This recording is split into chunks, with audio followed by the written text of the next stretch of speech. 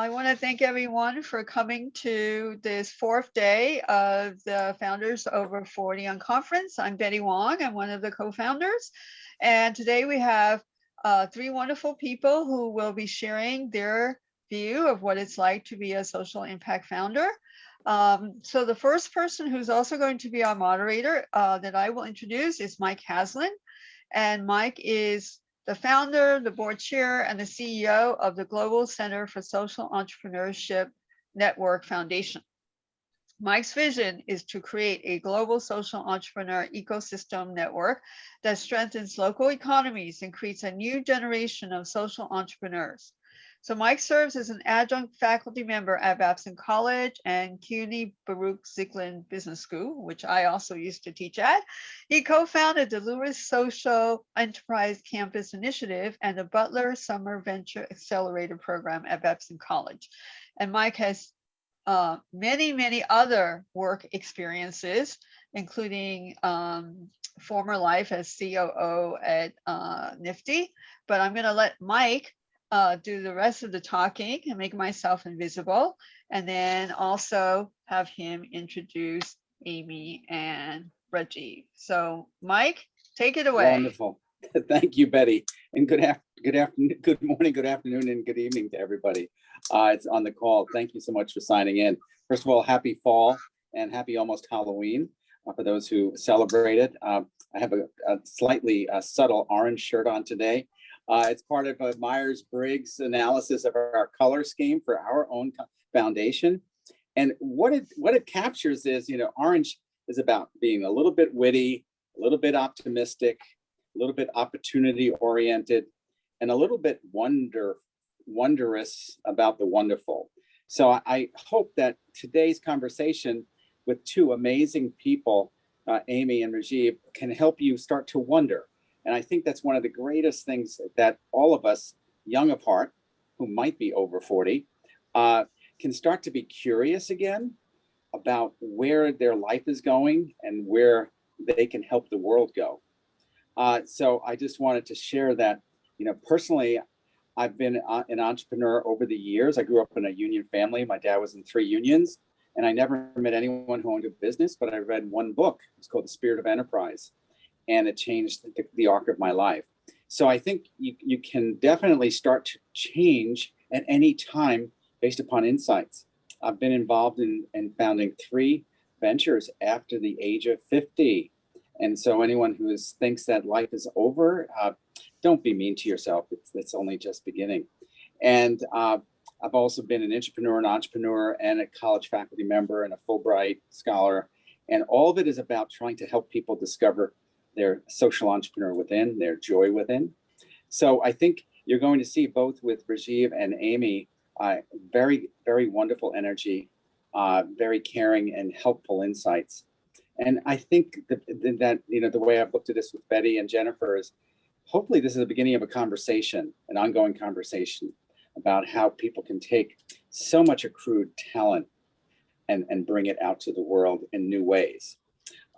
So it's never too late to be who you can become. And I'd like to introduce, first of all, Amy Wu, who is a noted author, journalist. I think she's on track to become one of the few Nobel and Pulitzer Prize winners, but that's my own opinion. She's done some amazing research in farming for women, agriculture in particular, and just has an amazing global view of how things can be made better. Rajiv Jadhav has really also viewed himself as a social activist and social impact leader through various ventures. So I think it's important for anyone on the call to think about means and ends. Like, what are you doing to get to where? And at the GCEN Foundation, we basically have worked with about 700 social entrepreneurs. And I just got an email from a young entrepreneur about 8 years out of college who sent me a letter, an email and said, I got to wow today. And that's such a cool statement, like about what a life of exuberance. So I'd love to start off and have Rajiv and Amy maybe share a couple of initial insights. And then most importantly, I think, open it up for conversations and questions and answers. So I look forward to it. So Rajiv, do you want to talk maybe about, maybe the connecting the dots going forward or looking back? And I love you're on the beach with that beautiful wave, the waves coming in. So thank you for that. Winter is coming yes. to the Hudson Valley. Yes. Yeah. So Mike, can you clarify what the question is? Yes, maybe initially at your stage and age of life, why you think you can do more than when you were, quote, maybe younger of age, and what keeps you young apart? How about that? How about those two things? Yeah, that's great. That's a great question, Mike. Thank you. Shout out to Betty Wong and Emily for this opportunity. Great to be with all of you whenever and wherever you're watching this. As to answer the question, for some reason, I've always felt this tug on my heart to leave the world better than I found it. And I guess I've been on that journey right through my life. I guess it started out early on as helping my peers create a better resume when they were in the job market. Later on, that evolved into helping them with negotiation skills and how to be better in their first 180 days on the job and things like that. And that just kind of evolved. And later on, I realized that helping someone was actually a thing, and you could actually get paid for it, and it was called coaching. And I was like, wow, that's a pretty novel concept. Who would have thought? And of course, that just kind of continued. As far as helping other people at R Square Media, we've had for the longest time a global mentorship program. We strongly believe that the youth is our future, and if we want a better future, we need to invest heavily in them. And that's why we created the Youth Mentorship Program, which attracts students from all the top schools in the US, as well as students from Asia. And part of that program also allowed us to work with at-risk youth in partnership with New York State Department of Labor. And that also was extremely eye-opening for me, because as with anyone else, I had my own bias. Some found it, some not found it.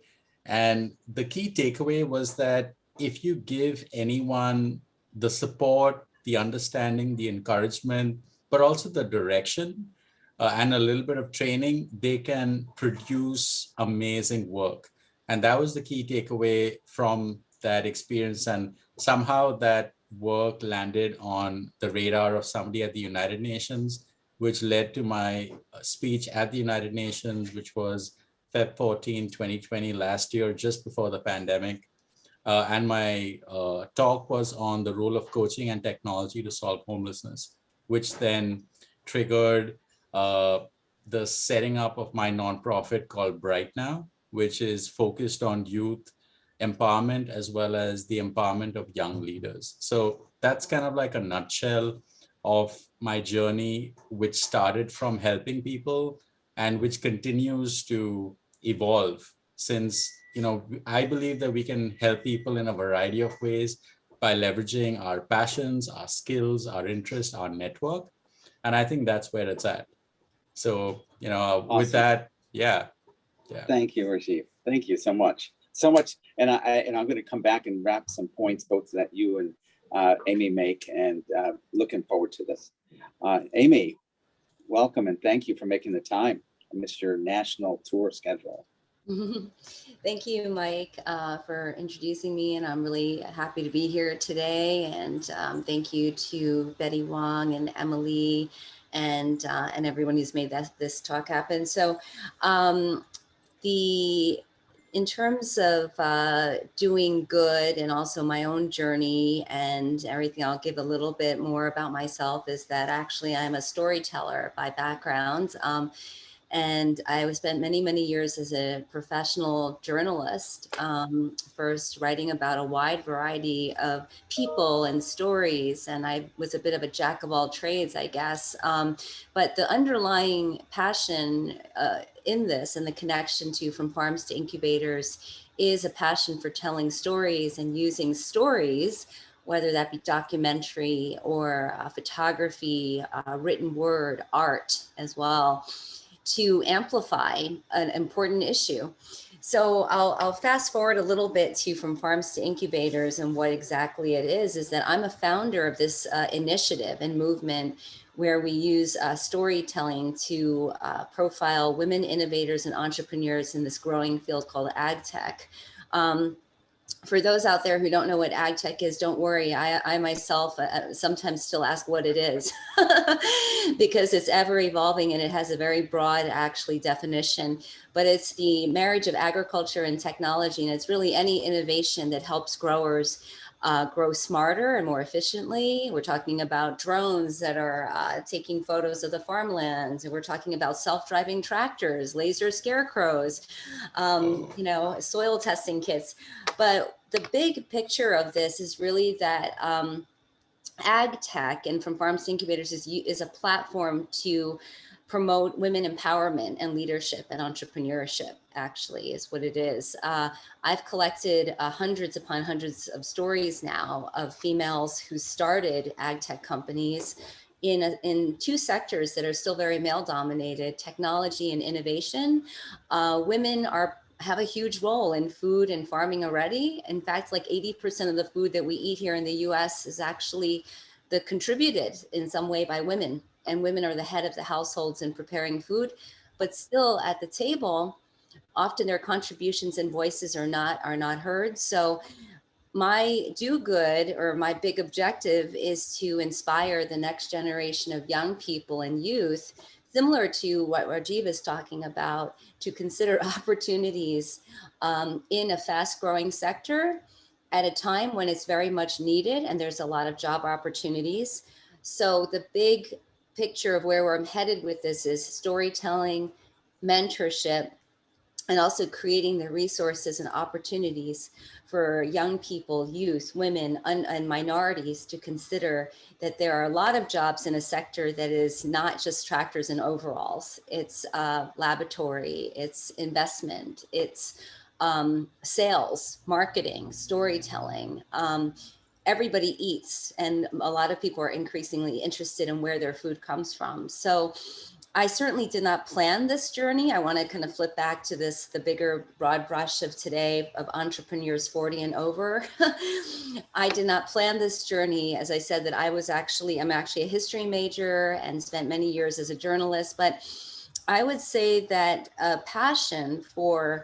your passion will lead you to the journey. My passion has never changed. It's always been about telling the undertold or the unheard story using my talent and skills, and knowing that storytelling is a powerful vehicle to get the messages across and to also spark engaging discussion.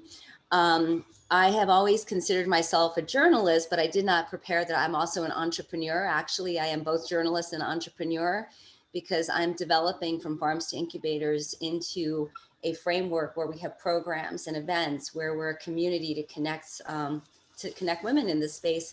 And I'm excited about connecting with other like-minded organizations and folks. So I guess this is to say that you never know what's inside you, you know, and I don't think age or a number can be placed on anything. I actually think that a lot of the wisdoms and a lot of the things that I have today, actually, you know, everything is built from your own personal history. You may not see the picture today, but all the pieces that you had when you were younger, in college, in your 20s, in your 30s, it actually builds up to something greater that you see later in life. Great. Thank you, Amy, and thank you, Rajiv. There's a number of conversations that we could have for hours. Just in the points that Rajiv and Amy made. Rajiv talked about heart, being driven by his heart, you know, and kind of finding ways that he could find joy in helping other people do better, which is a little bit counterintuitive to some of the quote, you know, public discourse messages, where it's more like Lord of the Flies, Shark Tank on an hourly basis. So, you know, that's one of the first insights is, wow, you can be joyful and you can actually help people and they can actually do good and it's not going to hurt you. And that there's this whole, I think, choice that we all make of either going towards abundance or scarcity. And for, again, the founders over 40, sometimes, you know, at the GSEM Foundation, we have our age range of students is from 18 to 68. So sometimes when we get, you know, 40 and 50 and over entrepreneurs, there's some sadness, if not anger, you know, that I did everything they told me to do. And now I've worked my way up, and now I'm in essence, I'm priced out because I'm forced out because I've created so much value, and it's cheaper just to get somebody much younger. So there is something really important as it relates to knowing that your accumulated insights, as Amy had said, can really give you great perspective. And that's really the hallmark of entrepreneurship, is opportunity recognition and pursuit. We all sometimes recognize opportunity and sometimes let it go by. And sometimes we go for the wrong thing. And then sometimes we actually see an opportunity and pursue the right thing. So it's all a journey there. I think the other thing that Rajiv and Amy have shared in common is that they're not bored. They're not like, oh yeah, I gotta just go do this work. They're on fire for what they're doing. So think of the energy that's unleashed when you're happy and when you're passionate. And that's an incredible intangible. And I'd like to hear more about from both of them. Helping people help themselves as opposed to doing what you tell them to do is another fascinating abundance perspective. And probably for any of our members on the call, it's never too late to be who you can become. And I think that's something that's incredibly powerful and daunting. So I've got a couple of questions for Rajiv and Amy from our audience. And then I'd like to have the audience maybe weigh in and say, is there a point of being stuck or scared or frozen, and where, why? And how are you starting to think about the future? How you can act on it? I think that's the biggest thing, is acting on the future. So we have in our chat, maybe what are three things very valuable, Amy and Rajiv, each, that you learned from the earlier experiences that you're now leveraging really significantly now? Again, it's kind of almost like asset-based entrepreneurship over 40. It may have not seemed special or significant, like in the GSEN Foundation, which I was, 50 when I founded it. The students that came to us said, listen, there's a lot of crazy stuff happening in the world. Can you inspire me and then teach me and then be around to support me? I kind of took some of those steps for granted over my journey, or at least assumed it all exists. So maybe Rajiv, we can start with you, and sure, and then Amy. Yeah, so that's a great question, Mike. And the way that I would answer this is, it kind of takes me back to my agency days. So I was a media director at Mindshare, taking care of Unilever. And the strategy that worked for me in being able to connect with people, especially the clients, which were typically the product managers or the category managers at Unilever, was to step into their shoes and to have a little empathy. What I took the effort of trying to figure out what their internal process was, and to figure out how I could help them, A, make their life easier, number one, and number two, how could I help them be seen as a rock star or a superstar internally? So when I took the time to realize what that process was, and then made it super easy for them to achieve that, they then acknowledged me for having the consideration for doing that, as well as making them look amazing internally. So stepping into somebody's shoes, I think, is a great way to connect with anyone. So that's part one. Part two is I think this is a pretty common acronym, WIFM, what's in it for me. So what's in it for me is something that kind of cuts to the chase, and you kind of meet, you kind of recognize what's in it for that person. It's not about what's in it for you. You start with what's in it for them and start there, because I think it's all about building trust and building a relationship. And trust and relationship takes time. It's not going to happen in an instant. It's not going to happen overnight much, even though we'd like for it to happen instantly. But in reality, it takes a series of conversations, and each conversation you're trying to create equity and capital, where you're showing them that you are their partner, you are their asset, you can trust them, they can put their confidence in you, and all of that. And when you show them that you're there primarily to serve them, and in doing so, yes, you're also meeting your own objective, but it's them first. So when you have a customer first approach, that's something that helps to cross that bridge really fast. And lastly, I would say be humble. Having a sense of humility where you meet the person where they're at and start there. And in communication with anyone, don't talk at someone, talk with them, use as few jargon as possible, just break it down to its simplest point. This way, they'll know that you're an expert because of your ability to do so. And I think communication is all about not just sending the message, but for the message to be received, understood, and then sending a response. And that response could be a question or a comment or something like that. So I would say broadly, those are 2 or 3 tactics that I've used, that I've seen work in the past, which I've employed when going about my everyday work right now as a founder and not as an entrepreneur. And it's all about people. At the end of the day, it's all about people. So try and find your people, and believe me, they're out there. And and one of the ways to identify your people is by employing these techniques. And soon enough, you'll see them pop right up. They'll find you. And yeah, just stay humble, stay motivated, and keep smiling, because that is truly priceless. Thank you, Rajiv. And Amy, before I come to you, I just wanted to kind of echo back a few things and maybe ask Rajiv for one additional insight. So we talk about empathy, the power of empathy, and helping others help themselves. And then, empathy, help them elevate. So I took empathy, elevate, and make it easy. Empathy, elevate, easy. And that's actually building up someone else's brand, if you will, their own personal brand.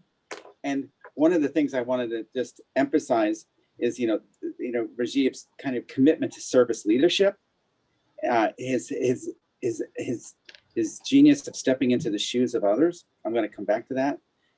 I love the phrase "out of you to with them," and then certainly the aspect of humility and find your people. But in some cultures, now we have for our distinguished lecturers here, we have audience from Ghana and Canada, the US, UK, Singapore, China, India, Hong Kong, Poland, Ireland, Estonia, Japan, and Denmark, and Brazil. So that you've got global influence, right, at this moment. One of the things is some cultures, it's not comfortable to kind of put yourself into someone else's shoes. So is there a tactic or behavior, be it 3 deep breaths, a prayer, and asking a question, as opposed to saying, like, you may take it for granted, but not everyone can kind of even get to that moment of building the velocity of trust, which is a very big conversation up here in Kingston, New York, where our headquarters is, around the whole city with the Novo Foundation. So could you talk to that a little bit? Just one or two practical things that gets you centered and jumps you right in. Yeah, so I think it's all about intention.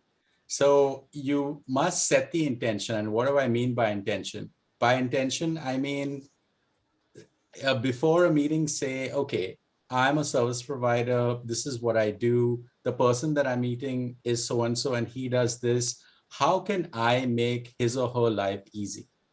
And just kind of start there. And It's approaching it with a heart of service and a spirit of service. And even if you don't know how best to do that, ask. You can say, hi, so this is our first meeting, and have a plan, have an agenda by saying, this is our first conversation. In this conversation, I'd like to learn 1, 2, 3 things. I'd like to understand a little bit about your process and also how I can make your life easy. And this way, even if it seems obvious, but by stating it, you're giving the other person the comfort that you're serious about it and you're intentional about it and you're sincere about it. So these are some quick steps that you could do both mentally and verbally when you actually make first contact, to get them comfortable and to get them seeing you not as a sales guy or as somebody who's looking to sell them something, but more as a partner who they can potentially trust over a period of time. So you're saying slow down and lighten up to make it easier and to go farther. Yeah, that's amazing. I love it. Certainly the thing that some mentors help me is using the phrase, help me learn. Help me learn more about where you're at with your company. An open-ended question, right? Or do you want to buy this right now? Like, get the open-ended question going. And maybe the other aspect is help me understand. That's another way of putting others into the teaching mode. So Rajiv, thank you for sharing those really helpful insights. And Amy, so you've heard a bit of Rajiv's presentation. I was wondering if given your wide range of professional and academic achievement, what are the maybe 2 or 3 things that you draw on to help you succeed in your work? I love what Rajiv just said on a number of things, and I would concur with that very much. So first of all, I like the heart of service, and what I like to translate that to is often asking people, how can I be of help? But also, having ideas within already, what I can offer, but having a conversation first, and listening. And I think a couple of skills that have really stuck with me from my days of being a journalist and a reporter is that I love asking questions. I've always loved asking questions and being on the other side of the table. In fact, I'm less used to other people asking me questions. And I think asking questions and asking the right questions at the right time and listening are critical skills versus immediately kind of jumping in and pitching and talking, which of course is part of being an entrepreneur. I interview a lot of entrepreneurs, women innovators and entrepreneurs. And of course you have to know how to do sales and pitch yourself. But I do think there's a lot of value in doing your research and also truly, truly listening. And also being really adaptable to changing times, because as somebody who has worked in the media for many, many years, I saw the media evolve and rapidly change. We went from print to internet to social media, and all of that has become like everything was turned on its head. But I think that within all the challenges, there are also opportunities, and an opportunity is good for people who are adaptable to changing times and not thinking about, well, geez, I'm too old for this, or it used to be done this way.